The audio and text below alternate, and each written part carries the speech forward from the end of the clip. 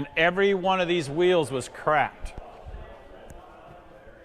These wheels are pricey. So why were these wheels cracked? They ran the knives too long. And what happens is they start pulling really hard.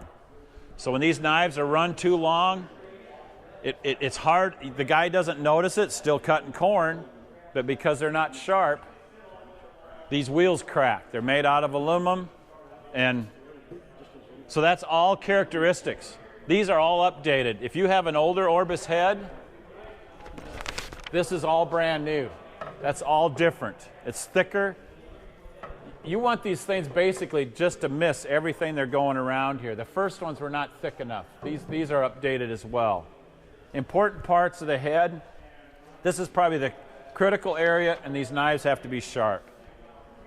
So last year I noticed I had questions. Well, how long do knives last? Here's my answer. Yeah, rocks or no rocks, good. 200 acres and down corn, they're done. Really? They're done. If you're doing down corn, 200 acres, they're done. They are done. A lot of guys make the mistake, well, they don't think about it because it was still feeding down corn, but they're dull. 1,000 acres in eastern Washington, they're done. 2,000 acres here, without ever hitting the dirt and without ever hitting a rock, you're okay. But even most guys hit the dirt. Most corn heads have hit the dirt a lot, and the minute you hit the dirt, you take the edge off. You don't see it, but the edge is gone. So make sure you use your down stops. Have them things set so that head only goes so low, because if you're manually setting, unfortunately, you've been in the dirt a few times. These things go through dirt really well. I mean, they just keep plowing, you know. But the other thing that on this head, if you have an Orbis head, that's hard on these wheels. These are all aluminum. They kept the weight out of this head. It's been a big deal on this head. This head is actually 650 pounds lighter than a comparable Kemper. 650 pounds is a lot. And so they did a good job keeping the weight out of the head, but when you have these wheels here, another problem you have is this dirt all accumulates. Whoops, I'm sorry. Sorry about that, Dave. So come over here, I'll show you how this dirt accumulates. Most guys don't realize it, but the bottom to the head is this wheel. So if you think you get dirt in there and you never get it cleaned off, or it gets wet, this wheel's out of balance. So key deal to get this cleaned up. We see these heads come in here, this is full. This is literally full. And then there's usually 5 families of mice living in there too. So it's very important to clean that up because it makes your wheel last longer. Okay? Any questions on the knives? That's probably the most important part to feeding. If they don't cut your fingers, they're too dull. take them off. Or sharpen them. Do something. Can you sharpen them? You can, but they're a bugger to sharpen. I mean, they got to be sharp. I mean, if you're cutting corn and it's never going to rain and you don't have any weeds, but it's still hard on the head. It's hard on the drives. It's hard, and it'll crack these wheels. Eventually, you'll crack these wheels. Got to remember, a lot of you guys are chopping at 5 miles an hour. That's a lot of pushing on corn that's BT corn now, that the stalks are brittle. They're tough. They're tough cutting. Cleaners and knives got to be sharp.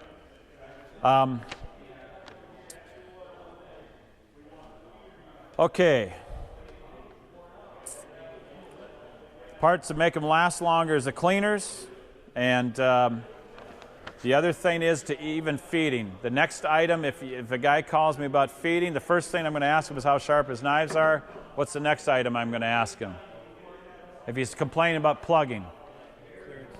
Clearance in here is important, very important. But the next single thing the guy says he's plugging, I want to see his feed roll points. I want to see what his feed roll, and most times his feed roll things are not square.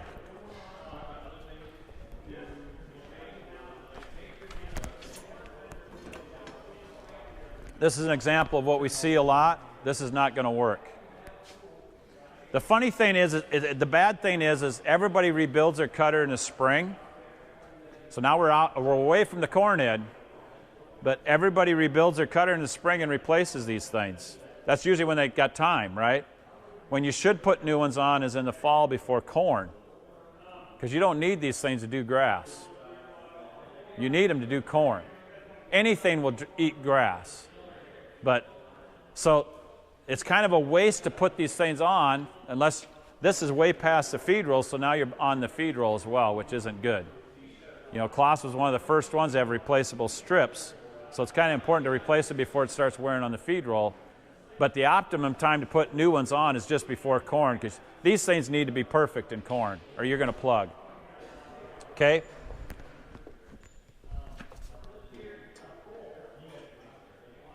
Okay, so we got through the first part. One thing we realized this year is premature kickout failure. And Fletcher's here, we had a lot of it. So I'm not going to... And ironically, this was the first year we realized this is a kickout clutch. This is the parts that are inside. They actually are a pretty good clutch if they don't kick out too many times. But once they start kicking out, but what we learned this year, and this was new to us as well, anybody recognize this part? It's a brake on a 494. Where's that at? It's inside the pulley on a 494. What's happening, one of the reasons we have kickout clutch failures is the feed rolls aren't stopped, or they're rolling, or they're loose. And when you kick the feed rolls back in, it's getting a head start on you because the whole thing's loose, and then it just pops the kickout clutch again. And it's very frustrating. Ask Fletcher, he knows all about it. It'll just pop it again. Or it ain't completely stopped. On a 494, you're supposed to stop before you reverse. Well, then it just screws them up. And it's a big deal. This is what's on the 492. These are very important. We didn't realize how important this stuff was until this year. We realized, oh, that's some of the kickout clutch failure because this thing ain't stopped. These kickout clutches are a really good deal, but they have limited life. And they're very important, but we learned that the hard way this year. And ironically, we haven't had a lot of kickout clutch failure until that happened. Did that pretty much fix yours, Fletch? Not really, but it helps to do those things that makes them last longer. Right. Last as long as the older header clutches, but if you make sure your brake is working, you have your header set right. So, Yeah, go ahead. did you say if when you're going along and all of a sudden it kicks out or you plug up, you need to hesitate for a second before you hit reverse to make sure everything's stopped moving? Is that what I... Yep, you shouldn't go right to reverse right away, but I mean, you should make sure it's stopped, and then before you go back. And I know it's very frustrating when it's plugging, it's very frustrating. Some of the other plugging issues are related to clearances that have already been pointed out, but these click-out clutches, they're expensive. They're not cheap either, but it's way better than the friction disc clutch, because the friction disc clutch just burns up and it's gone. You have no second life. You're done. So Basically what he's saying is you shouldn't have to wait, but if you are having to wait, that means you got to fix that brake. right. This brake should work instantly on both of them. They should work instantly. But this isn't a very expensive part. And there's always dirt in there. In that pulley, there's always dirt in there. That's why they wear out. But ironically, we went looking. We got a bunch of them wore out here that we have not been catching. So this is still the best clutch. These are the parts that go inside this clutch. This is the clutch out of the 450 head. Pretty bulletproof, but when you got down corn, you're going to go through a few of those. Likewise, down corn, you go through clutches in all of them. So, but if you got your brakes set up right, it'll extend the life of your clutches. Does everybody know that you can't adjust this clutch? the Orbis heads, we can't adjust the clutch. On the 450 heads, they're adjustable. We can adjust them. And there's new specs. So you need to write that down because I got a handout here. Well, I thought I did. Oh, here it is. Make sure you pick up one of these and stick it in your folder. If you have a 450 head, but take one. And then you're going to have to write on there because even this is wrong. So it's kind of fascinating. Claas publishes this and it's wrong. So, yeah, hand them around. It's supposed to be 3.5. I think it says 2.6 on there, right? It's supposed to be 3.5. Change that, put it in your folder. 3.5. Okay. Here's another one that we did as well. Take one and pass it around, put it in your folder. Is for the gearbox. In case you ever take a gearbox apart, there's things on that as well. Okay.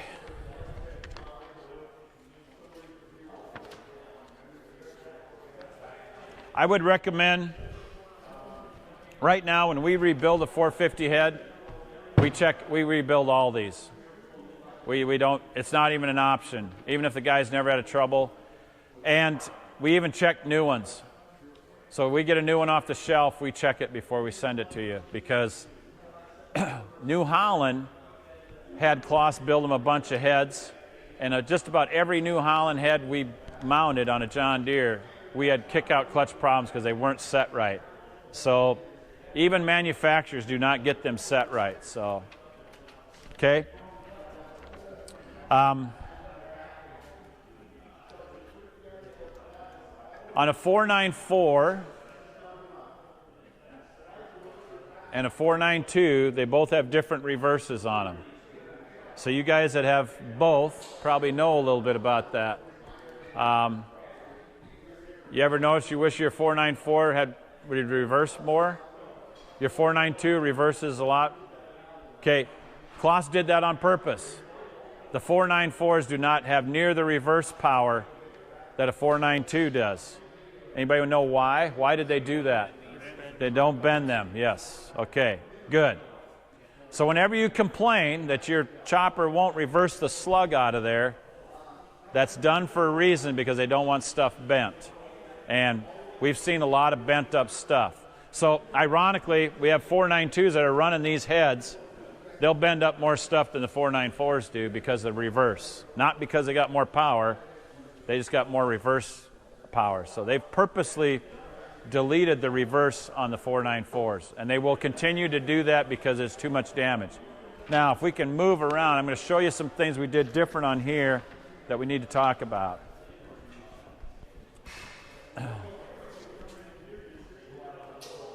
Want to come around to this side.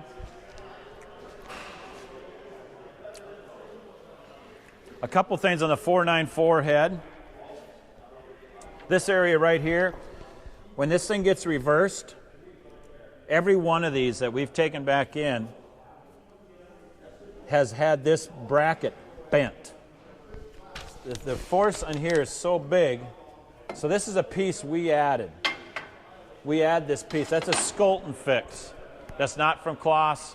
Claas still don't think they need to do that. They don't realize. I've been to farm sales. I've been to auctions. Every one I look at's bent.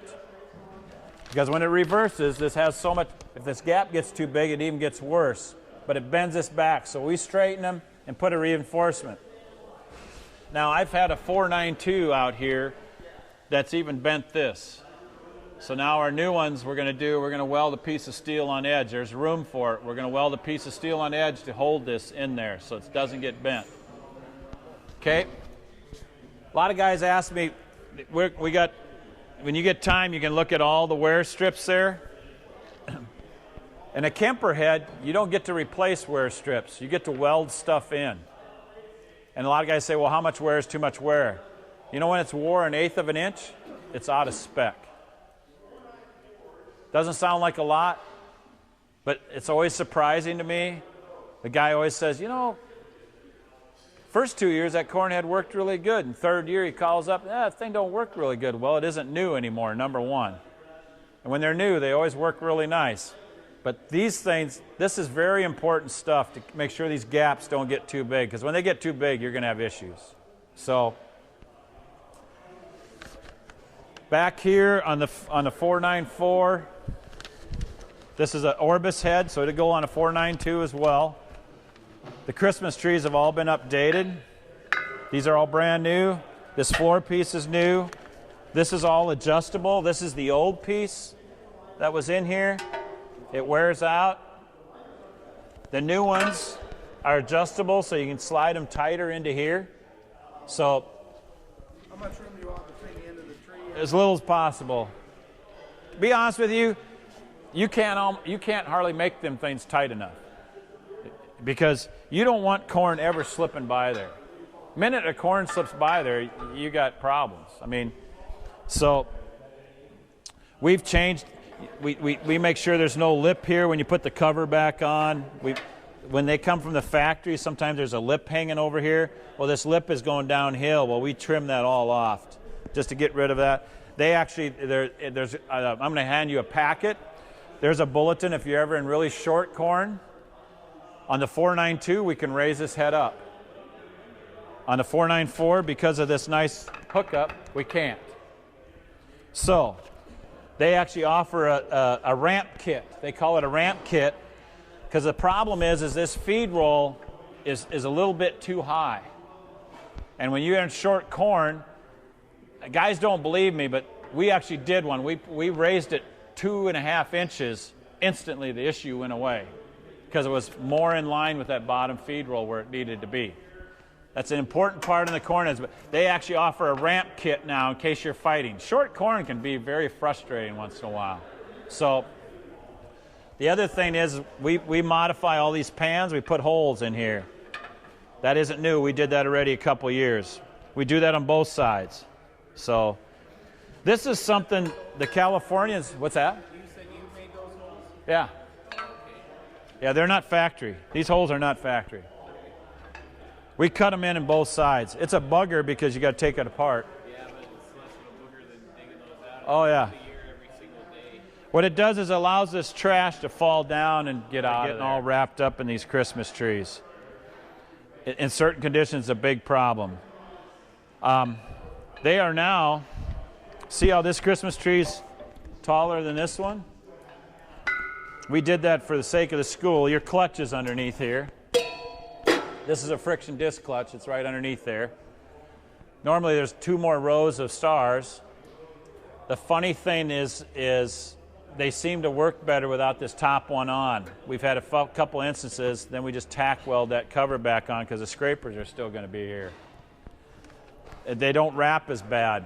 So we've actually seen that work. We don't do it too quick unless a guy calls us and says the top is wrapping. So them are some changes to the Orbis that we've done. There's no perfect corn head. They're all going to have a few little tweaky issues. The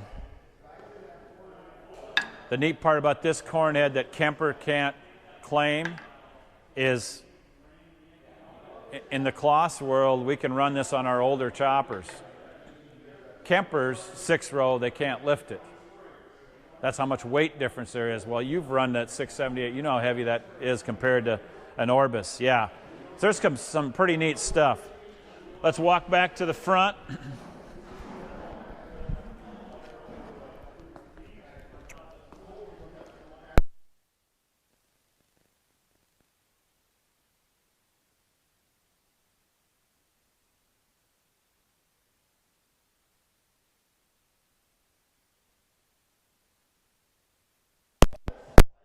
You guys already mentioned it, you caught it, and this is true on both heads.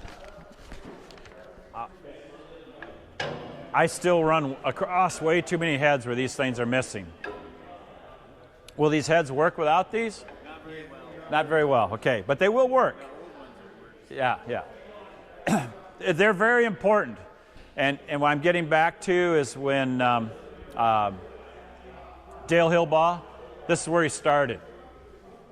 Now he was going to talk about the knives, but these are the next most important thing. Because if they're not on here, what happens, these are points, they call them dividers, but they're really only on here for these rods. That's all the only reason they're on here is for these rods. They don't serve any other purpose. Beside when you turn, they'll knock corn down for you, but they're really on here for these rods. So, do you understand what these rods do? They make sure that corn stays in there, okay? And then it feeds even. So then you have one stalk in every hole. Instead of having, if you don't have these things on here, you'll have 4 or 5 of them, and then 4 or 5 of them. This makes sure you have one in every hole. So this head here, it came in, these were missing, right? And this is the first ones guys take off. Why do guys take these outside ones off? Because it plugs when you're backing up. Stuff Plugs a little bit. What's another reason they take them off? Say that again? It bends it up and it makes you stop. First thing it does is it bends it. They get bent, they stop. It's 2 bolts. Claas made it pretty easy to remove. Oh, we'll just take it off. And away they go. Yeah, and they're built heavy. They're pretty built. They're well built. But not only that, they're built wrong. They're built wrong. So that's what some of the reason they come off is when this is in the wrong spot, this thing should be back another inch. What happens here, if you ride beside them with a pickup, now there's 2 things going on here. So if you're riding beside with a pickup, it comes here, corn's gone. Because it never got a chance to get in here. Claas doesn't build these right, and I'll buy every one. So we corrected that one up there. We set it back an inch. See this here? So now it'll actually contact, but when they're built wrong, which they all come from Claas built wrong, this is up here, and the corn gets bulldozed over by the rod. The very rod that's supposed to be helping bulldozes it over before it gets a chance to get in.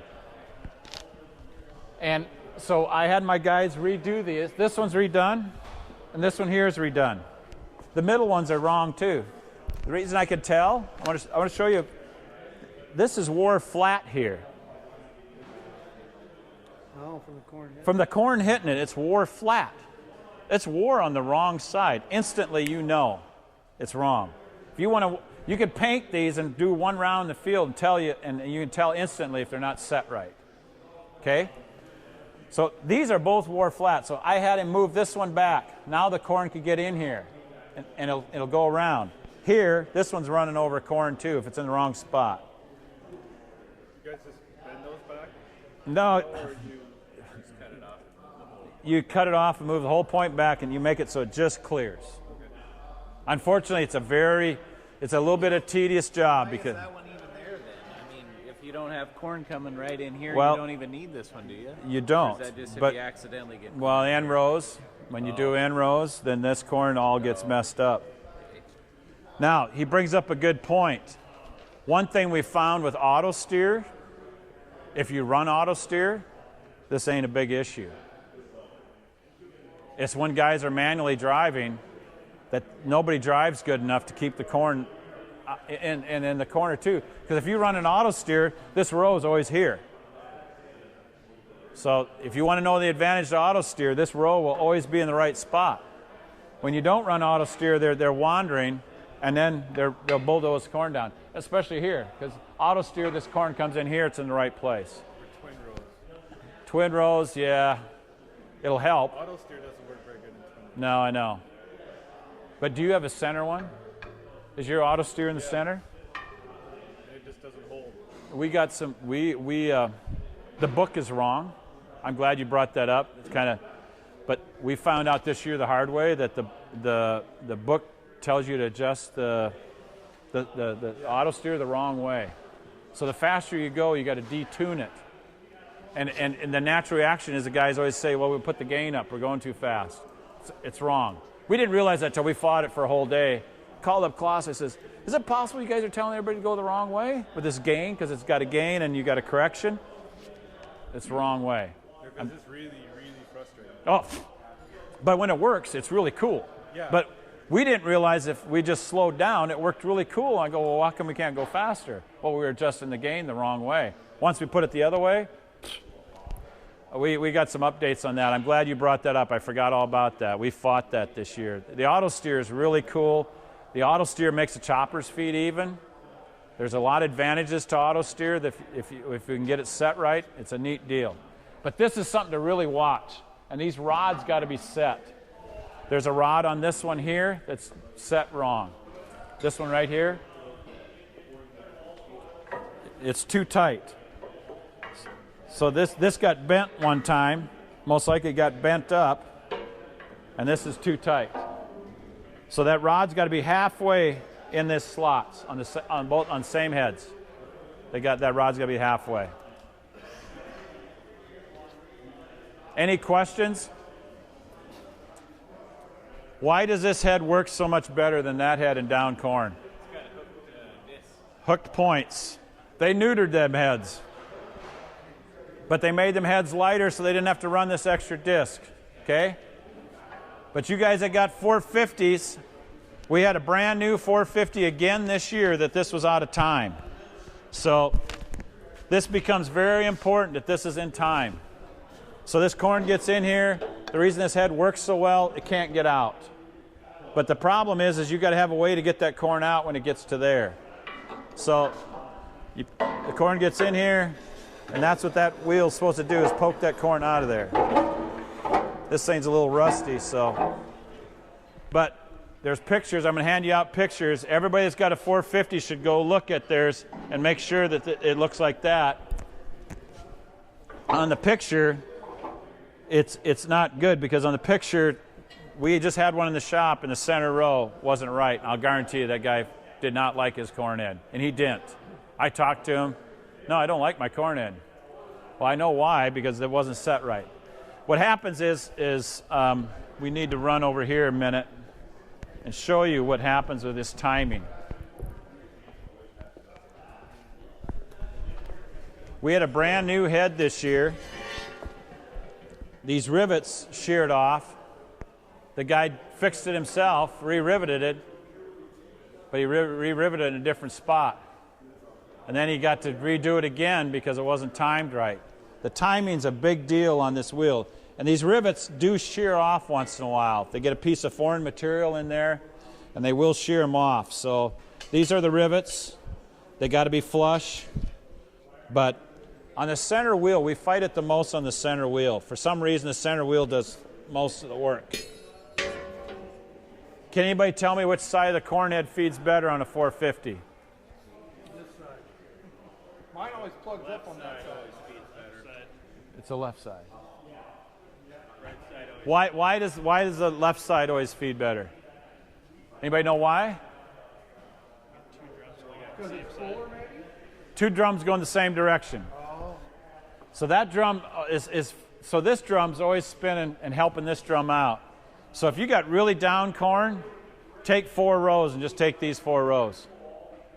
And forget about them 2 rows, because you'll fight those 2 rows. But the head always works better on the left side. Because of the hook points, these are the things we do. Ironically, everything I told you about how important those dividers are, you got to throw them all away. When you're doing down corn, you don't care. You don't care about any corn you miss. Your goal in down corn is to keep moving. When you kick out clutches and bust clutches is because you're stopped. So your goal in down corn is to just make it so you can keep moving. You don't really care about a few stalks you miss because it's a disaster. But that's why we do this. If you build your own points, this is a critical area. Claas actually offers a down corn point, but they don't do it right. It needs to be high enough. Why does this need to be this high? Raise the corn up. Raise the corn. You got to keep the ears. So this corn's coming over here like this. What that does is helps keep these ears out of this tunnel. These are all things we can do with this head that's almost impossible to do with that head, because you need this solid hook here to keep the corn in. So we take the things that all got to come off. Is all these things come off, this comes off, that comes off. You take the ear savers off. You can't leave these on. And why don't we run these towers in standing corn? Knocks ears off. And ironically, 10 years ago, that wasn't a big deal here. Our corn never got mature enough to worry about knocking ears off. Lately, I see a lot of ears laying on the ground. It's a big deal. As our varieties are getting better and we're getting our corn more mature, these knocking the ears off is a lot easier to do. So now, taking this back off and putting your ear savers on, Kemper does not have ear savers. They don't have them pipes. And that's what they're there for, to save your ears. Now, the one thing we promoted last year, anybody remember what we promoted last year? Yeah, take all this stuff. This was gone, wasn't it? Yeah, we took it all off. Yeah. You guys got good memories. I got a picture of it. I was pretty proud of that. I was very proud of that till we got down to Skagit County this year, and I went, oh my stars. And so we took this all off, opened this all up. That's what Kemper does. They call that their tornado kit. Their tornado down kit, whatever they call it. John Deere calls it Kemper, whatever. And I thought it was a pretty good idea. And it is a good idea if your corn's flat. But it didn't work with a crap with corn that was kind of, because what was happening is it would miss them. And then they would just fall down and hit the ground. And I'm going, oh no. But when it was flat, it worked really good. But it didn't work good enough for me to really warrant leaving this off. So we went back and put it back on. And he was a lot happier. So every field of down corn is different. When somebody tells you, oh, I got my Orbis to feed down corn, well, yeah, it's probably different. But so now I'm not going to promote taking this off, because that was kind of painful. I was riding with him. He was moving pretty good. We had everything else on, all the down corn stuff, but them ears, them stalks that were just ending up here made you sick. And the spinner would pull most of those back in. So if you're in partial down corn, so now if you're in really flat stuff, I'd probably take it back off, but it's not easy to take off. We had to do a little modifying, and the head's out here still. We have our experimental head. I should have probably had it in here, but so that's my embarrassment of the year. That the guy called me up, Duane, this is no good. Really? I went out there. Yeah, he was right. It was no good. So it'll be curious to see if Kemper can stay with that, because they got to have the same issue. So these things do something. When you got this corn that's leaning, they do something. You don't maybe see it much. They're pain in blackberries because they just wrap up. But did I get all the questions answered? Last year, what I noticed when I watched myself, if I didn't have a thing to work off of, I'd miss some stuff. Oh, yeah. So, the Skolton equipment improvements on the Orbis. Oh, a good one. What's the consequences of a head running too fast? What happens when a head runs too fast?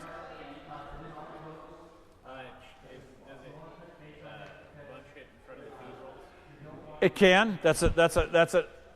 Everybody's fix when they're having feeding issues is to speed the head up. That's everybody's fix, and most times it works. It can help.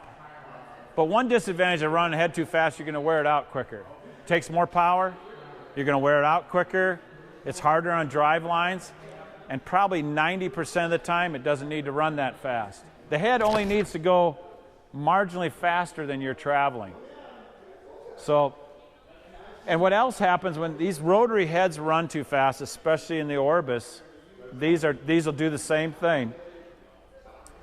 So now you got the head speeded up. Let's say the head's now turning probably 7-8 mile an hour. Right? You got it sped up. You sped the head up. That's all cool. It's rushing the stuff in there. You got your feed roll sped up because you want a long length of cut. That's all cool. But now you get in a corn that you can drive 6 mile an hour. So now you're driving 6 mile an hour. This thing's turning probably at 8. You got a 15 mile an hour collision happening right here. Over there, No big deal. That's the part you see from the cab.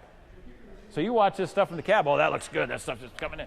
But on the outside here, you can't see this from the cab, it's shooting these things out here. If you ride beside them with a pickup, I've seen guys traveling 7, 8 mile an hour, they got big horsepower, corn isn't very good, and they're just giving her, right? I ride beside them, and they're shooting these things out here, and they're double cutting. Pretty soon they have half the stalk has been double cut, and then it goes in the machine, and then it starts slugging. Sometimes what you gain, you lose because the machine is slugging, and you don't even notice it. But that's one of the disadvantages of running these things too fast, besides the wear, is improper feeding. Optimum ground speed in corn, good question. I'm fascinated, in the Midwest, 980s are all getting sold with 12 rows, and 960s are all getting sold with 10 rows. It's kind of getting to be a big fad. I'm not promoting that because we got pretty good corn here, but they're doing it because they're finding out that running too fast at ground speed is detrimental. They're getting better performance at 4 or 5 mile an hour than they are at 6 and 7. 6 and 7 mile an hour takes horsepower. So it's kind of a, we maybe need to change our thinking a little bit on bigger heads. The bigger heads are definitely efficient. They seem to work pretty good, but it does keep your optimum ground speed down. Redeeming quality, heads, should they be stored folded outside? No. Why not?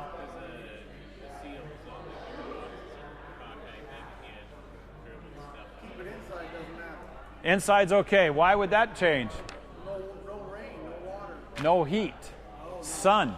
We don't get sun until But what happens when you store them outside, folded, the sun comes out and hooks up those gearboxes, and them gearboxes are vented, but they're not vented for that kind of change. And then the seals leak, and then you got a mess. So I would highly encourage you, if you have to park your heads outside, to leave them folded down. It's a lot easier on the gearboxes, and definitely change your oil in your gearboxes how many times a year? Once, for sure once. If you're running in hard conditions, change it twice. But every year you should change your oil. You should do that before the year starts, so that you find out before the year that the gearbox doesn't have oil in it. If you wait till after the year, you may have run, you're probably, you don't want to find out halfway through the year that you didn't have oil in the gearbox. So, and then look underneath the cutter in the mornings with it folded down. Make sure there's no oil underneath it. Otherwise, these things are pretty maintenance free. What's the most important thing to do after harvest? Clean it. That area right there. Make sure you take the covers off. Get it clean. Oh yeah, this number 15. Several years ago, a customer attended our deal and commented about a part that took a lot of horsepower when it was wore out. Does anybody remember what that part is? It's a part you wouldn't think about. And I think what's that? He claimed it was anywhere from 50 to 100 horse. And if they ran them for more than 250 hours in California, that was enough. They just threw them away and put new ones on.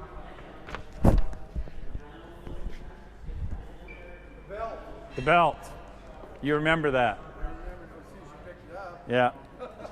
This is your feed roll drive belt. These things can get too wore, and they suck horsepower. And it's fascinating. I thought he was full of crap until we've actually had guys say, my chopper's dogging, and this is a big deal. It drives your head too. So that's why I bring it up. It's a header drive, and it always happens in corn. Grass isn't as big a deal because these corn heads take about 40, 50 horse to run. Well, the belts get wet in corn. Yep. Yep. They go bad. So, yeah, you get oil. But they get wore, and belts don't perform very well wore. And these belts, this is the belt that's doing all the reversing too. So when you're going back and forth, it's getting tagged pretty good. Okay, any other questions?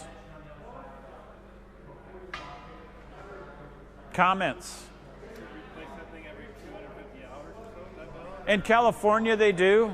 We don't have quite the grit issue here, but it's not that expensive. I didn't ask the price of it. We don't sell very many. We should sell more because I know there's a lot of tire ones. We replace them when we redo a machine. But if, what's that? Cheap fix. And if, you know, as much fuel as these things drink, I mean, if you gain, you probably don't even realize how much fuel you're burning because it's, yeah. We don't look. Yeah, I know. So, I think I covered everything on my list.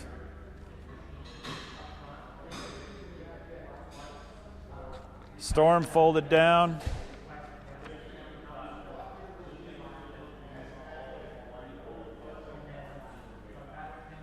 Oh, picture. I got to hand out pictures. Everybody likes pictures.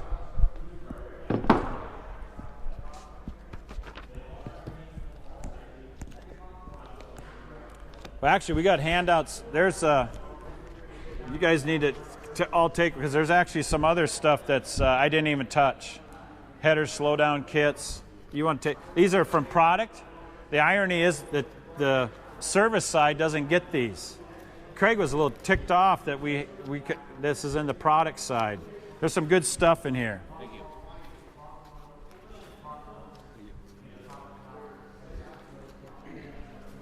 There we go. I got another one too. There's actually,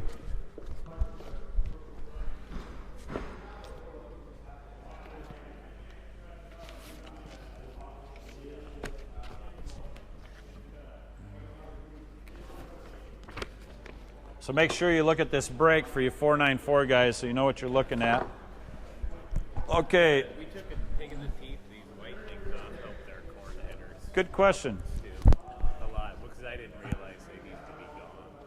And that's part of why we were fighting the header. He's bringing up the question about the white fillers in the newer cutters.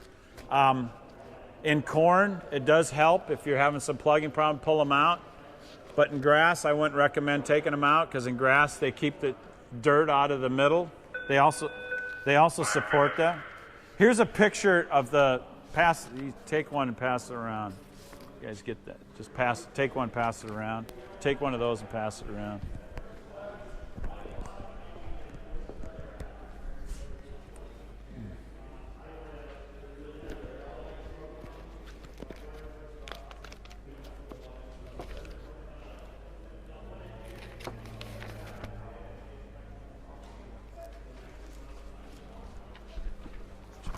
Everybody get a picture? Everybody get one of these handouts?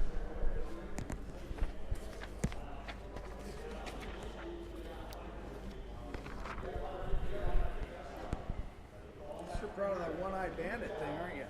That's my son. Oh. Yeah, they think it's a big joke Dad's wearing sunglasses. Okay. This picture, look at the bottom especially. That bottom picture there, you should never see that on your corn head. If you got a 450, that is wrong. I'm pretty good at walking up to them now and looking to make sure they're timed right. What'll happen there in that bottom picture, that corn's getting pinched. There's no way it's getting out of there. So that hook is going to the left, and that thing should have been well ahead there. It's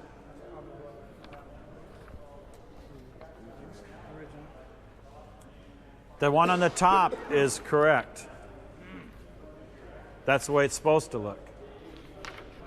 So these wear bars are a big deal on the 450s. They're replaceable. Shows that wear. We don't put many of these top push-down bars on here. Does anybody run this? Yeah. You guys do? You like it? Yeah. Okay. What's that? Ours is still on from when I got it. Okay. Our corn's not tall enough. Yeah, it doesn't do anything. It just sits there and blocks my view. Well, we didn't put them on for a while. They come with every head, and we didn't put, well, lately they have been. We didn't put them on, but then they started building up here in boxes, so we started putting them on, but yeah, they get in the way, so. Well, good. The bell already rung, so we're going to take a little bit of break. Guys got any questions, comments? Thank you. You're very welcome. Very welcome. Make sure you all got a handout. Look at the parts back here. There's some of them priced, so you can kind of see how important it is not to tax your head too much. Oh, yeah. On ours, it always wads up right here. So is there a part in there that's wore down usually? Yeah. Because it always stops right there. Then we got to put a bear claw on here. We can put bear claws on this auger here, and that'll help pull that stuff out of there. And this For corn. For right corn. Now ours is smooth for grass. well, no, we're talking cornhead. Yeah, cornhead. Sorry, Yep. sorry, yeah. But Mine does the same thing. But yeah, it's always that side. really, plugs in that area. Yeah, it stops like right here. How good's this Whether scraper it's tall here? or short sometimes. Oh, he took this scraper off to show this bolt, but yeah. So that scraper would be critical, but we can put some bear claws on that auger, and that'll help pull that stuff out of there. We've modified some augers and done that. So, how good are your teeth on the auger? Pretty good. I put the big ones in. You got them on all the time. Well, just for down corn. Down corn, Down yeah. corn. Take them off. Turned everything around last year. Okay. Good question. We should be able to correct that. We should be able to get that to feed better.